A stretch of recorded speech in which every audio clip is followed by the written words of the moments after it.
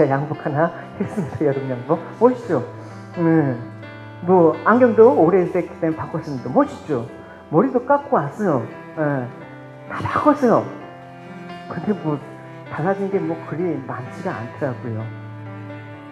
복음 11장 28절에서 30절입니다.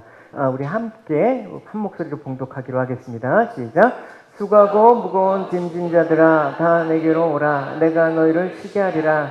나는 마음이 온유하고 겸손하니 나의 멍에를 메고 내게 배우라. 그리하면 너희 마음이 쉼을 얻으리니 이는 내 멍에는 쉽고 내 짐은 가벼움이라 하시니라. 아멘. 요즘 사람들로부터 참 많이 듣는 얘기가 좀 쉬고 싶어, 너무 지쳤어, 뭐 이런 얘기를 한참 많이 합니다. 그래서 워라벨, 그래서 뭐 욜로 한참 이슈가 되는 거 아닙니까? 그래서 요즘 유행하고 있는 인공지능 챗GPT에게 쉼에 대해서 제가 어제 질문을 해봤습니다. 그 질문이 이렇습니다. 쉼은 일상생활에서의 휴식이나 휴식을 취하는 것을 의미합니다. 즉 일시적으로 활동을 멈추고 몸과 마음을 편안하게 쉬는 것을 말합니다. 쉼은 우리의 삶에서 매우 중요한 역할을 합니다. 바쁜 일상 속에서 적절한 쉼을 취하면 몸과 마음을 회복시키고 에너지를 보충할 수 있습니다. 그리고 쉬는 동안에 스트레스와 긴장이 완화되어 마음의 안정과 조화를 찾을 수 있습니다. 참 똑똑하죠. 적절한 얘기를 하는 것 같습니다. 그만큼 쉼이라는 건 일상생활에서의 중요한 부분이라고 할 수가 있습니다. 그러니까 열심히 일하는 것도 좋지만 또 잘 쉬는 것도 이 시대 가운데 필요하다고 생각합니다. 그러면 이런 질문을 해볼 수가 있겠죠. 우리가 쉬기 위해서 일을 하는 건가? 일을 하기 위해서 쉼이 필요한가? 어쨌든 우리가 쉼이라는 것을 정의하기 전에 한번 이 세상에서 가장 편하고 팔자 좋았던 생각을 갖고 있는 솔로몬, 그 솔로몬조차 그 인생을 이렇게 정의하고 있습니다. 전도서에서 모든 사람의 수고와 마음의 염려로 얻어지는 것이 무엇인가? 날이면 날마다 일하는 수고는 괴로운 뿐이래. 밤이라고 마음이 편히 쉴 수도 없으니 이것도 허무한 일이래. 결국 솔로몬조차도 자기가 쉬지 못했다라는 얘기예요. 그러면 쉼이 뭔가라는 정의를 우리는 해볼 수가 있겠죠. 쉬는 게 과연 쉬는 것인가? 그럼 예수님이 말하는 쉼이란 무엇인가라는 질문을 우리가 해볼 수 있다란 말입니다. 물론 이제 정신적인 쉼도 필요하고 육체적인 쉼도 필요하고 마음의 쉼도 필요합니다. 그래서 이 쉼을 주기 위해서 예수님께서 오늘 말씀하시는 것이죠. 수고하고 무거운 짐을 진 자들아 다 내게로 오라 초청을 하시는데 그 초청을 받아들이면 너희가 쉼을 얻으리라고 얘기하고 있습니다. 우리가 살면서 쉬어야 된다는 것은 잘 알고 있지만 생각처럼 잘 되지 않는 게 또 쉼이라는 것입니다. 그래서 여러분 잘 보십시오. 너의 마음이 쉼을 얻으리라고 마음이라는 말을 특별히 강조하고 있어요.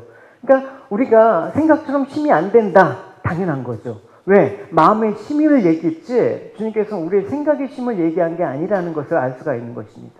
그럼 여러분 생각이란 무엇입니까? 어떤 일이 발생했죠?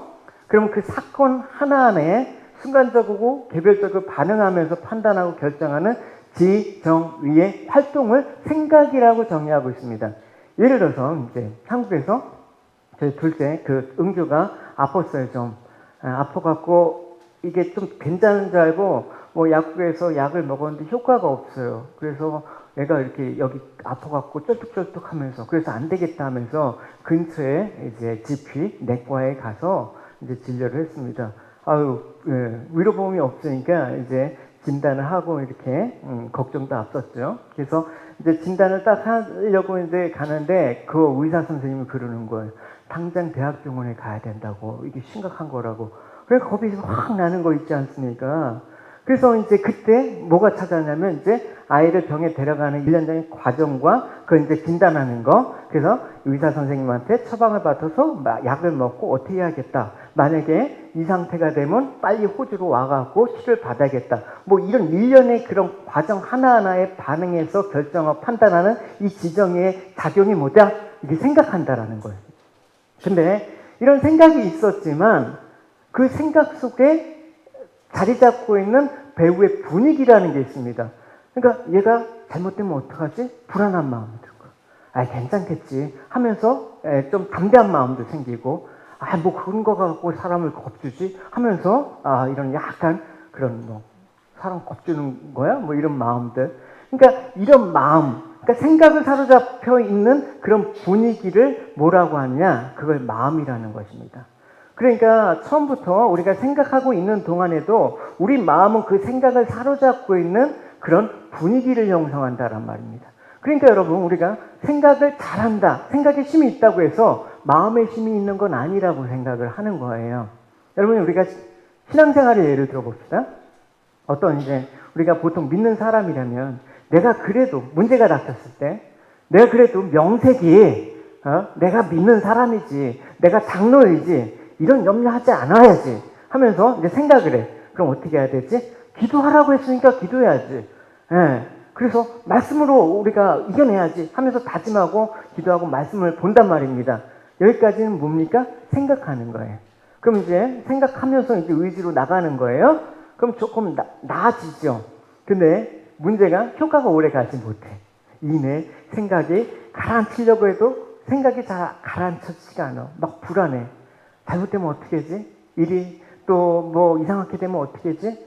그러니까 내 의지력을 동원해서 감정을 통제하고 지적으로 문제를 바꾸려고는 하지만 그거는 생각을 바꾸려고 노력했다라는 거예요. 예수님께서 뭐라고 말씀하시면 그런 생각을 바꾸라는 게 아니라 너의 마음의 힘을 얻기 위해서는 마음 자체를 바꿔야 된다.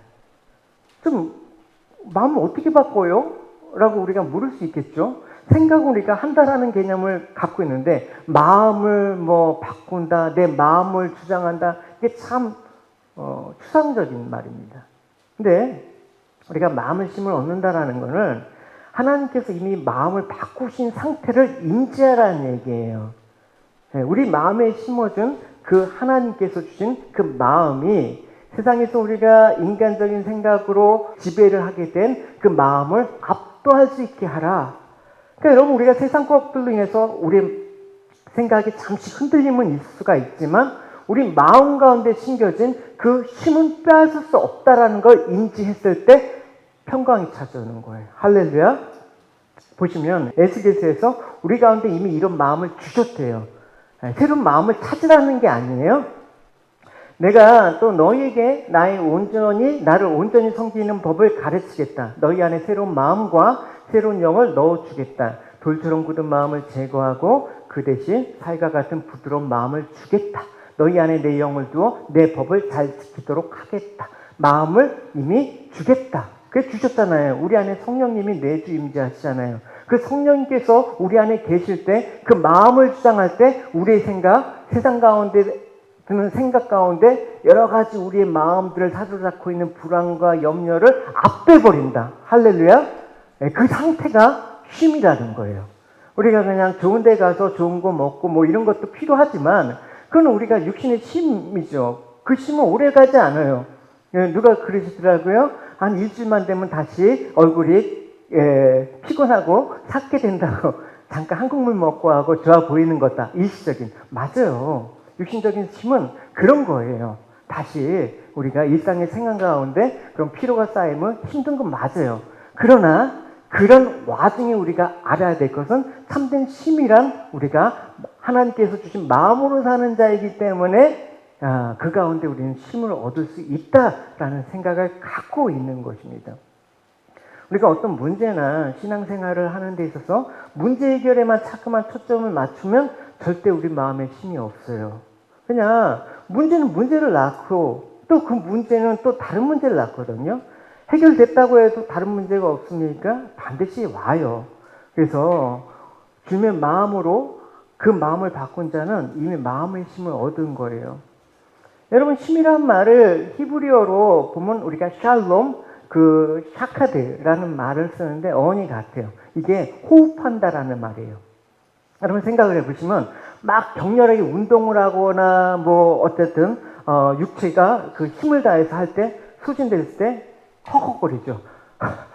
막 그죠? 힘들었을 때 그때 어떻게 힘을 깊게 쉬는 거죠. 심호흡하는 거죠. 힘을 깊게 쉬고 안정을 취하는 거죠. 그래서 이 호흡한다가 바로 힘이란 어원에 해당되는 거예요. 여러분.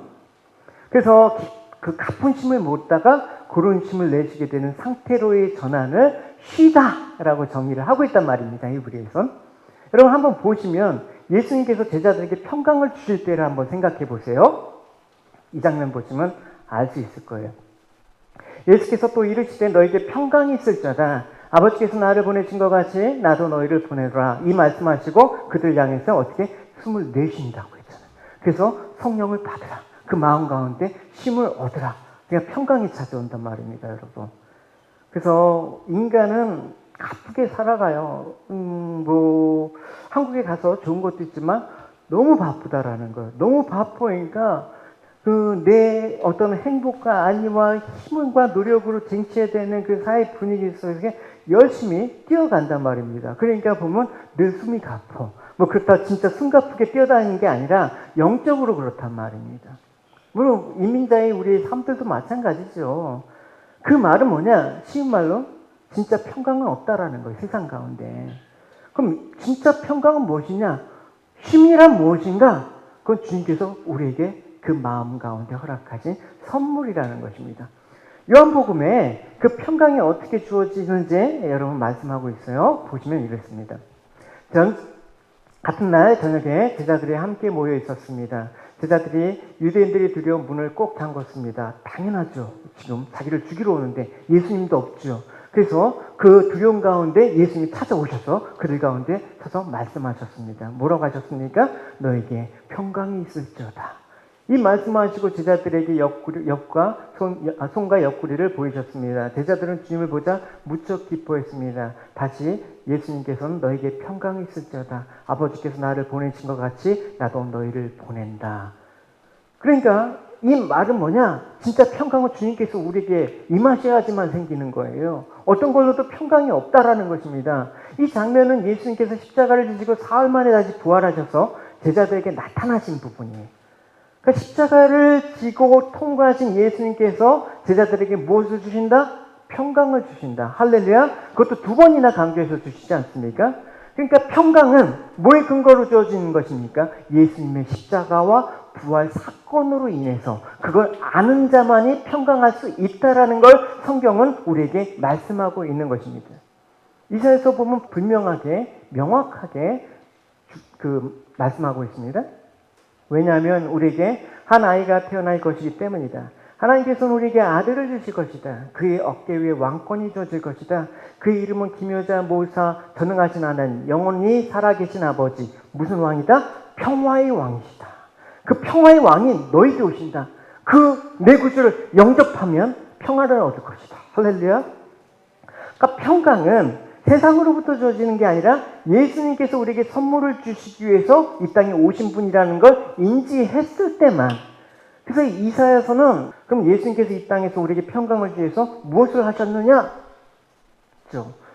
그러나 그가 상처 입은 것은 우리의 허물 때문이고 그가 짓밟힌 것은 우리의 죄 때문이다. 그가 맞음으로 우리가 평화를 얻었고 그가 상처를 입음으로 우리가 고침을 받았다.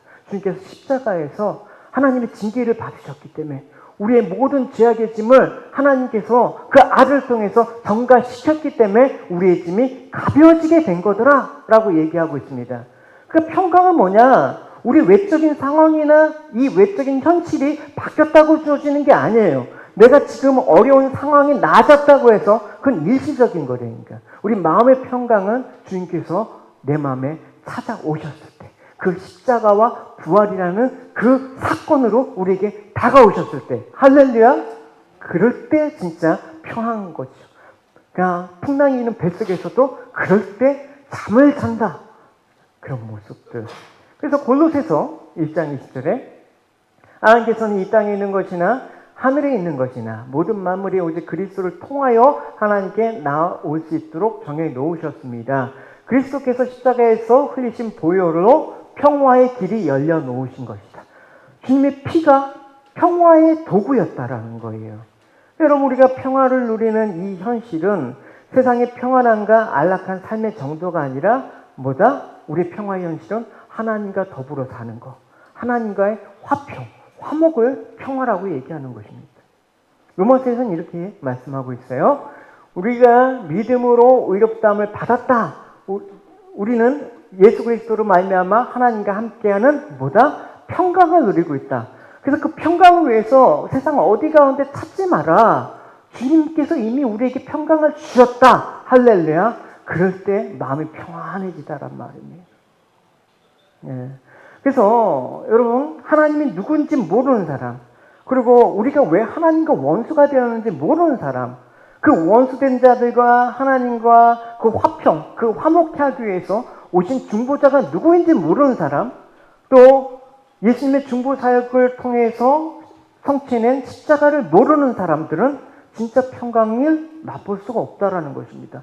그래서 세상에는 어디에도 평화라는 말이 존재하지 않아요. 내 유익과 내 권력과 내 욕심에 따라서 쟁취할 때 그걸 일시적으로 평화라고 하지만 그건 착각이란 말입니다. 그래서 우리가 오늘 본문 말씀 앞절에 보면 주님께서 이런 말씀을 하셨습니다. 너희들에게 수고하고 무거운 짐을 내게로 가져오다. 그 말 뜻은 뭐냐? 나의 아버지께서 내게 모든 것을 주셨기 때문에, 아버지 외에는 아들을 아는 자가 없고 아들과 아들이 나타내고 주고라는 사람 외에는 아버지를 아는 이가 없다. 그래서 내가 너희들에게 평화를 가져다 준 거를 아는 사람이면 너희가 너희 짐을 가져올 거야 라는 얘기가 된다라는 것이죠. 그러니까 여러분, 우리가 정말 하나님과 화평을 누리고 있는가? 아니면 세상 가운데 내 바라는 욕망과 욕구가 채워짐으로 말미암아 가짜 평강을 누리고 있는가? 우리는 우리 안에 들어오신 하나님 안에 사는 자다. 그게 우리의 평강의 실체다. 할렐루야. 그것이 너무나 기쁜 거야. 그렇기 때문에 그 평강을 맛본 사람은 주변 환경에 아무리 화려하고 멋있고 또 즐거워도 그게 사도 바울의 말처럼 다 배설물처럼 여기더라. 하나도 좋지가 않아. 나는 내 안에 주님이 계시는 그 상태. 그러니까 여전히 쇳덩어리인 내 안에 이 천지 창조주이신 하나님이 내 안에 들어와 산대. 그 사실 안에 내가 무엇이 부족하냐? 내 그 사실 안에 무엇이 두려운가? 여러분, 투자해 놓은 땅이나 건물이나 뭐 주식이 있습니까? 그것들이 좀 올라가면 역시 안배 한숨을 쉬십니까? 주님은 그런 평강을 주신 분이 아니에요. 오히려 그런 가짜 평강을 깨러오신다. 그건 진짜 평안이 아니기 때문에 하나님 백성들이 그게 진짜 평안인가 봐요 라고 할 때 아니야, 내가 그걸 부숴버리겠다. 보십시오. 내가 세상에 평화를 주러 왔다고 생각하냐? 내가 너에게 말하는데 그렇지 않아. 오히려 내가 그걸 분열을 일으키겠다. 그 아무것도 아니라는 걸 너희들이 알게 하기 위해서 내가 온 거야 라고 얘기하고 있습니다. 그러니까 평강이 임한 자의 삶에는 아이러니하게 이 세상 것과 전쟁이 일어난단 말입니다. 하나님 외에 나의 마음을 빼앗겼던 모든 것들로부터 끊어지게 한단 말입니다. 그러니까 탕자가 모든 것을 다 털리고 아버지께 내가 돌아갔다. 아버지만이 나의 모든 것들을 용서하시고 받아주시는 분이다 라는 것을 깨닫기까지의 과정을 겪었죠. 우리도 그런 과정을 겪는 거예요. 여러분, 말로는 그렇게 할 수 있죠. 말로는 세상 것을 끌어냅시다. 욕심 버리지 맙시다. 어떻게 버려지나요? 살면 살수록 욕심도 더, 나의 욕심 보자기 더 커지고, 갖고 싶은 것도 많고, 하고 싶은 것도 더 많은데, 그럴 때 예수님께서 우리 마음 가운데 평강을 주시기 위해서 이제 그것과 끊는 전쟁을 하신다. 그러니까 날마다의 삶들은 뭐냐? 영적 전쟁이란 말이죠. 그래서 진정한 평강은 뭐냐? 하늘 위에서 내려오네. 평강의 주인이신 하나님께서 우리에게 주시는 것. 그 주실 때 하나님 감사합니다 라고 믿음으로 취할 때 우리에게 평강이 찾아오는 것입니다. 그 평강한 상태에서는 어떻게 짐을 맡길 수 있다는 거예요. 이거는 하나님과 화목의 관계를 통해서만, 그 화목의 관계를 이어주신 예수 그리스도를 아는 믿음에서만 평강을 누릴 수 있다는 것입니다.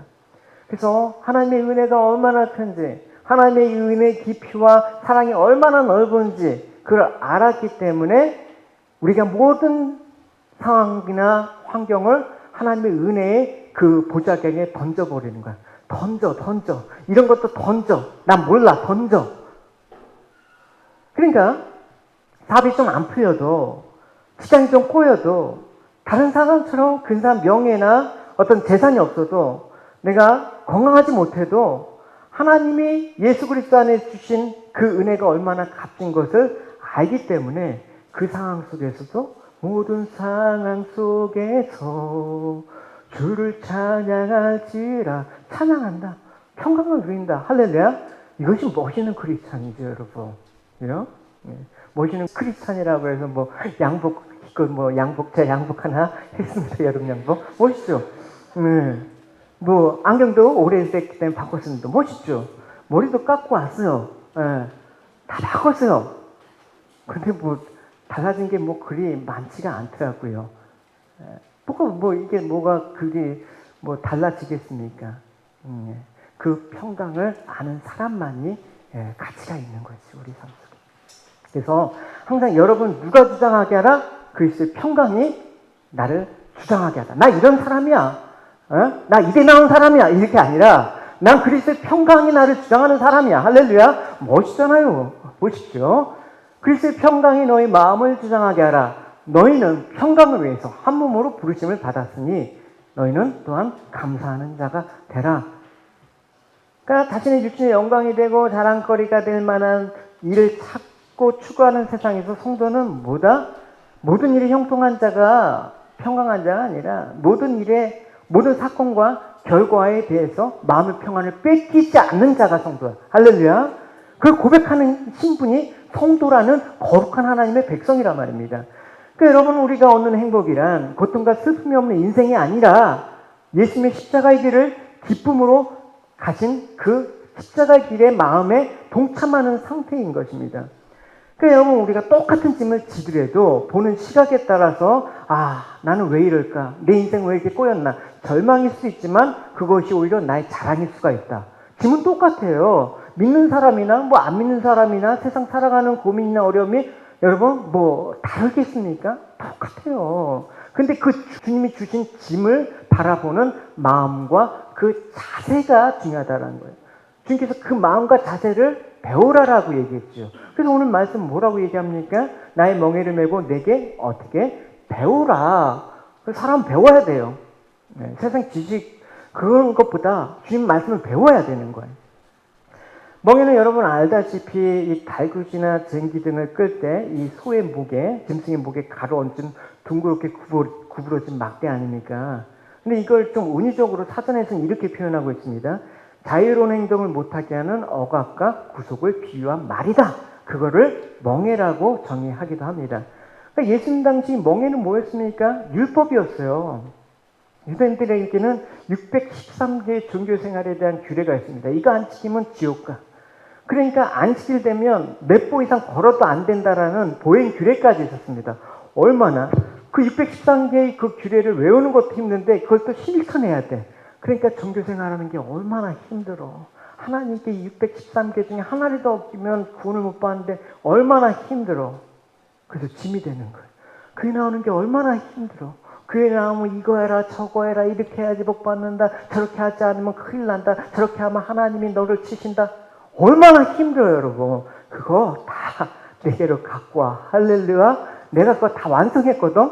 너희들은 그냥 내가 준 짐을 그냥 짐기만 하면 돼. 그래서 주님께서 내가 주는 멍에는 뭐다? 쉽다, 이지하다, 가볍다, 라이트하다. 그래서 세상이 우리에게 안겨준 모든 짐과 주님께서 우리에게 진 멍에를 비교해서 이렇게 사도 바울은 얘기를 하고 있단 말입니다. 믿지 않는 사람들과 멍에를 함께 마십시오. 의로운 것과 불의한 것이 어떻게 짝이 될 수 있겠으며 빛과 어둠이 어떻게 사귈 수가 있겠습니까? 네? 한국에 가니까 온통 그 이슈가 되는 게 아파트 값이 너무 떨어졌어. 그리고 어떻게 뭐 그런 거 있잖아요. 이런 멍에는 우리가 맬 필요 없습니다. 내 주에 예수 모신 곳이 그 어디나 하늘나라 뭐 초가 상관도 주와 함께 아니면 그게 펜션 아닙니까, 여러분? 근데 온통 세상에 그 멍에를 메고 교회 나와서 그 멍에를 가볍게 해달라고 외치니 주님이 그 멍에가 아니라 내가 주는 멍에는 그게 아니다라고 얘기하시는데 잠깐만 그걸 외치고 있단 말입니다. 그래서 여러분 멍에라는 건 분명 힘들죠.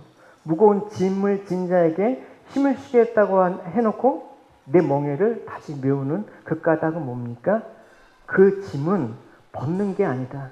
짐을 바꾸는 거다. 바꾼다기보다는 사실 교환한다. exchange라는 말이 더 좋겠죠. 그러니까 우리 인생에 비참하고 수고하고 무거운 이 죄의 짐을 벗겨주시고 그 짐을 없애버리신 게 아니라 주님께서 십자가에서 그 짐을 가져오신 거예요. 그걸 내가 지고 내가 너에게 그 자유하는 그 내가 이룬 그 가벼운 짐을 너에게 주겠대. 그래서 짐을 바꿔 하는 거예요, 여러분. 그래서 여러분 자식 있는데 자식한테 너는 아직 젊으니까 쌀 한 가마니 들고 와. 나는 그냥 가볍게 비닐 쇼핑백 하나 들고 갈게. 뭐 이런 사람이 어디 있습니까? 자식이 무거운 짐을 지면 어떻게 합니까? 내가 지고 너는 가벼운 거 들어. 이것 좋고 나 따라와라. 이렇게 얘기하죠.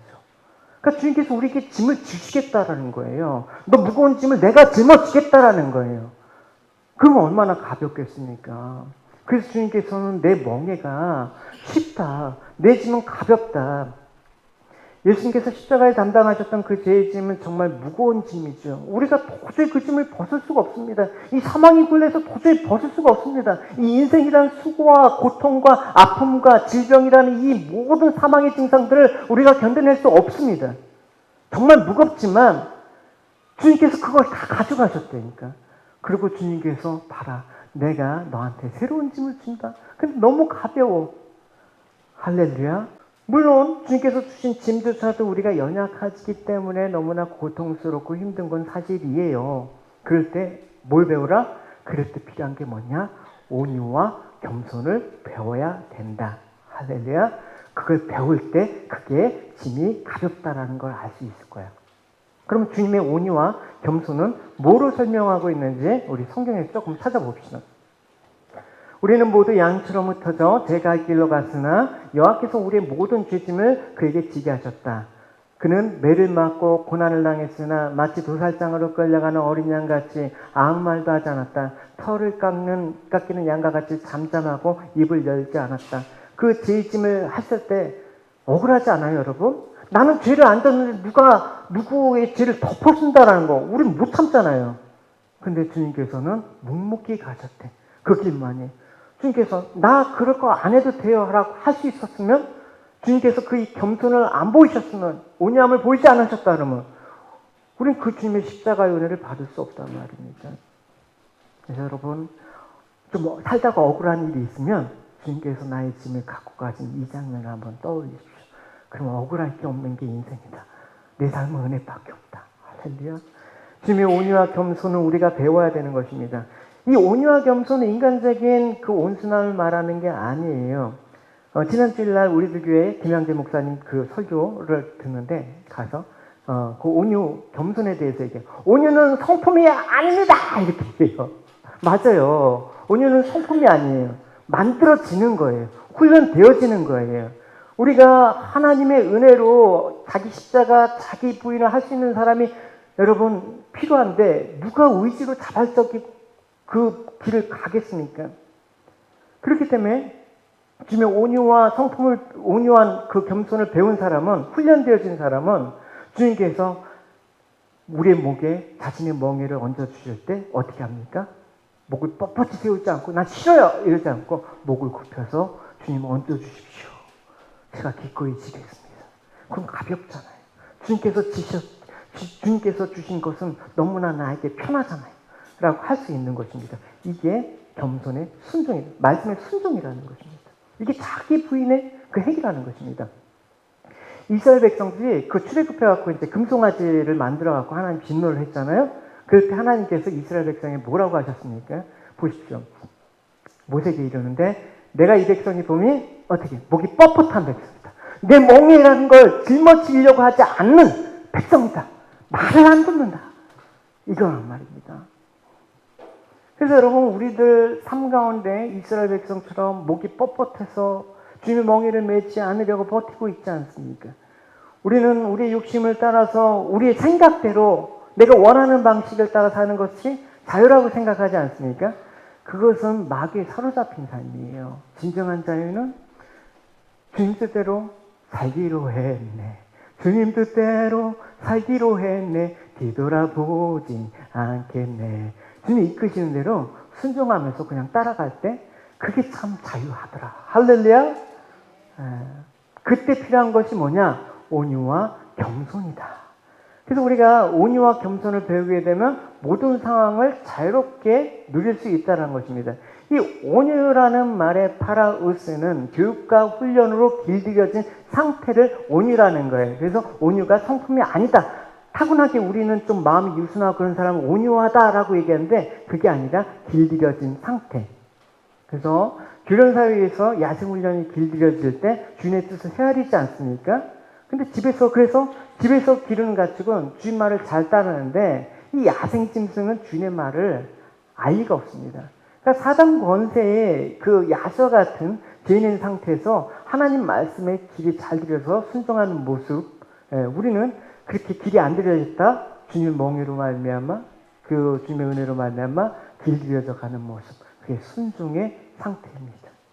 그래서 우리가 살 수 있는 길은 뭐냐? 주님께서 주신 멍에를 온유함과 겸손함으로 받아들이고 배워나가면서 살아가는 거. 할렐루야. 그래서 신앙, 생활이라고 얘기하잖아요. 신앙은 뭐 돌을 닦는 게 아니에요. 신앙은 어디 가갖고 뭐 주역이나 사주팔자를 배우고 뭐 그런 거 아니에요. 그냥 살아가는 게 신앙생활이에요. 누구와? 주님과. 또 주님께서 하신 말씀을 지켜가면서 살아갈 때 주님의 그 멍에가 얼마나 쉬운 것인가. 그러면서 점점 세상으로부터 자유하게 되는 상태. 그걸 성화라고 얘기하죠. 근데 주님께서 우리에게 멍에를 줄 때 그 멍에 내가 너한테 줬으니까 너 잘 지고 가라. 이렇게 또 말씀 안 해주셨어요. 그래서 좀 힘들었을 텐데 히브리 사람들 그때 당시 멍에는 항상 한 결이라고 얘기하잖아요. 한 결이라는 건 두 개가 한 쌍이 되는 거예요. 그래서 이 멍에를 낼 때 소 두 개가 이 한 결이 그러니까 한 멍에를 지고 간단 말입니다. 그러니까 멍에는 항상 소 두 마리가 지게 된다. 제가 묵상 때는 안 왔죠.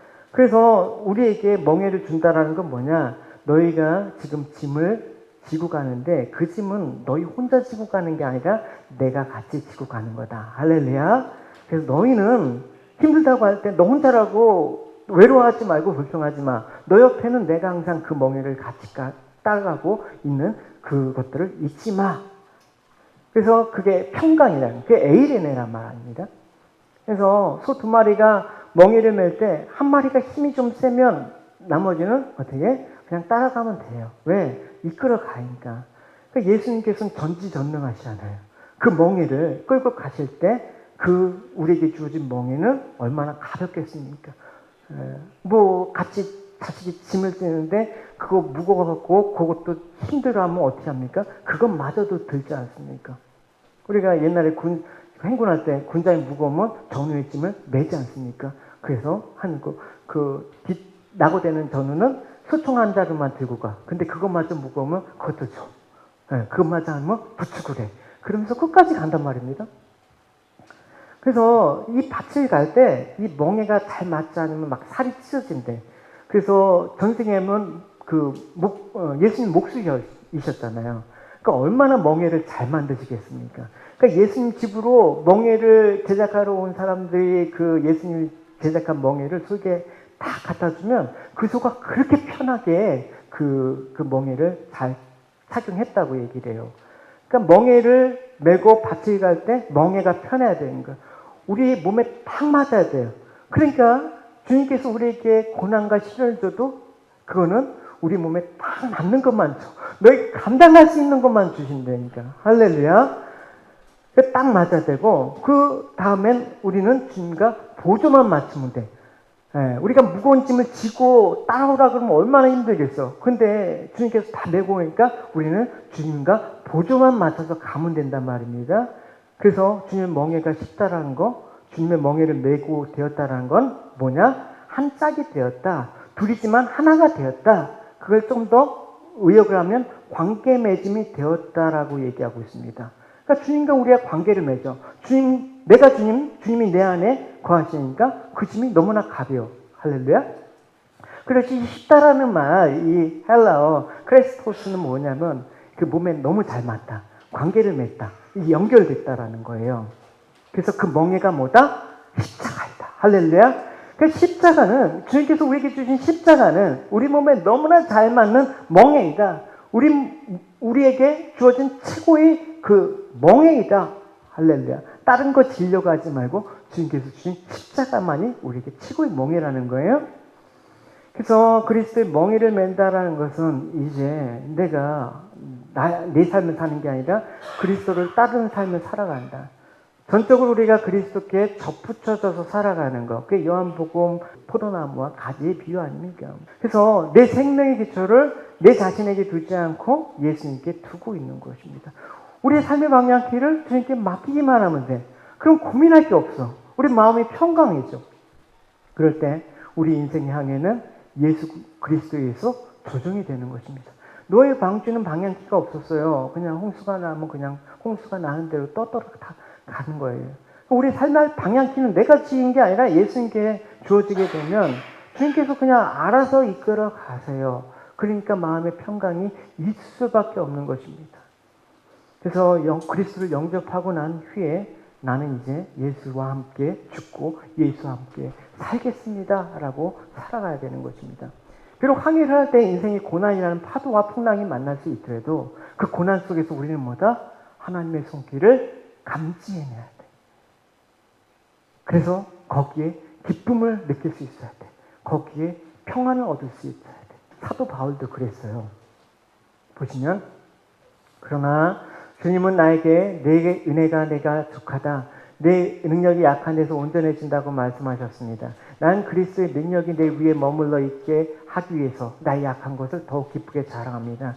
그러므로 나는 약할 때나 모욕을 받을 때나 궁핍하게 될 때나 핍박을 받을 때나 어려움이 있을 때나 그리스도를 위해서 기뻐한대. 왜냐하면 내가 약할 때 강하기 때문이다. 주님이 나를 끌고 가시기 때문에 그런 것입니다. 주님이 내 멍에를 메고 내 짐을 지고 가셨기 때문입니다. 난 주님만 쫓아가야 됩니다. 사도 바울이 고난과 약함을 자랑하면서 자신의 고난과 약함이 그리스도의 능력이 자신에게 머무는 능력이다. 난 그래서 예수 그리스도의 십자가 외에는 아무것도 전하지 않기로 결정하였다라고 얘기하는 것입니다. 이 삶 속에서 이 주 그리스도의 영광이 드러나기 위해서는 어떻게 해야 된다? 우리 삶의 주를 바꾸면 돼. 자꾸만 목적어를 바꾸고 이렇게 하니까 내 생각이 많아지고 어려워지는 거예요. 주어 바꾸면 돼요. 주인을 바꾸시란 말입니다. 예수님께서 첫 번째 이적을 가나 혼인잔치에 물을 포도주로 만드는 그런 이적을 보이셨을 때 그 기적의 현장에서 마리아가 처음에 어떻게 했는지 여러분 한번 보시면서 이제 본문을 서서히 마무리 짓겠습니다. 포도주가 바닥났을 때 예수님의 어머니가 예수님에게 이 집에 포도주가 다 떨어졌구나 라고 말해 주었습니다. 예수님께서는 어머니 왜 저에게 이런 부탁을 하십니까? 저희 때가 아직 오지 않았습니다 라고 말하십니다. 예수님의 어머니는 하인들에게 그분이 시키는 일을 무엇이든지 하여라 하고 말해 주셨습니다. 3절에 보시면 마리아의 그 말의 주어가 포도주예요. 오직 포도주가 있어야 돼. 이 잔치가 망하지 않으려면 포도주가 있어야 돼. 내 인생이 망가지지 않으면 돈이 있어야 돼. 이거예요. 그때 주님께서 뭐라고 얘기하셨습니까? 어머니 왜 저에게 이런 부탁을 하셨습니까? 저는 그런 사람이 아니잖아요. 5절에 보시면 마리아의 말에 주어가 바뀌어 있는 걸 알 수 있죠. 그분이 시키시는 일은 무엇이든지 하여라. 할렐루야. 포도주에서 눈을 돌리는 거예요. 주님이 주목하시는 게 뭔지 우리의 삶들을 주목할 때 주님의 영광이 나타나야 되더라. 그게 주님의 말씀을 들을 준비가 되어 있는 상태입니다. 여러분, 우리의 삶의 포도주가 여러분 나의 삶에 관심이 돼서는 안 되는 것입니다. 예수를 믿는다고 하면서 아직도 이 세상의 포도주, 이 세상의 잔치, 이 세상의 즐거움 거기에만 올인하고 계시다면 우리는 늘 예수는 믿고 있다고 하지만 늘 불안해, 늘 무거워, 늘 초조해, 늘 우울해. 신앙생활에도 기쁨이 없어. 기도해도 힘이 없어. 찬송을 해도 기쁘지 않아. 왜 그렇습니까? 내 생각은 포도주, 내 마음은 포도주. 주님께서는 그러지 말고 너가 좋아하는, 너 입맛에 좋아하는 발렌타인 20년 그런 거 찾지 말고 나의 피를 마셔라. 세상의 포도주를 포기하고 주님의 피를 마셔야 되는 거. 세상의 멍에를 메지 말고 내가 너에게 주는 내 멍에를 메어라. 할렐루야. 그때 우리의 기쁨이 회복되는 것이죠. 그로 인해서 우리의 삶이 평화가 찾아오는 것이죠. 그래야지 진정한 힘이 찾아오는 것입니다. 그래서 여러분, 이 쉼 속에 우리 인생이 하나님 것이라는 걸 알 때, 우리 인생이 주님의 것임을 알 때, 우린 비록 연약하지만 주님께서 인도하실 것입니다. 할렐루야. 우리는 주님의 무한하신 능력으로 우리를 인도하시고, 우리에게 주님께서 뭐 신앙생활에 너희들 위대한 일 해야 돼, 뭐 열심히 해갖고 주님께 교회를 충성해야 돼, 뭐 이런 거창한 요구 안 하세요. 너희들의 어떤 겨자씨만한 믿음, 내가 너희 죄짐을 가져갔다라는 그 겨자씨만한 믿음이 있다 그러면 너는 자유할 수가 있어. 할렐루야. 여러분, 오늘도 우리가 지금 우리의 삶들은 녹록지 않아요. 그 힘든 삶 가운데 여러분, 진정한 주님께서 주신 그 쉼의 그 위로가 여러분 마음 가운데 찾아오길 원합니다. 할렐루야. 우리의 모든 상황과 조건 없이 주님만이 행하실 수 있고 주님만이 주실 수 있는 그 평강이 여러분에게 있기를 주님의 이름으로 축원합니다. 우리 같이 함께 우리 말씀 생각하시면서 기도하시겠습니다.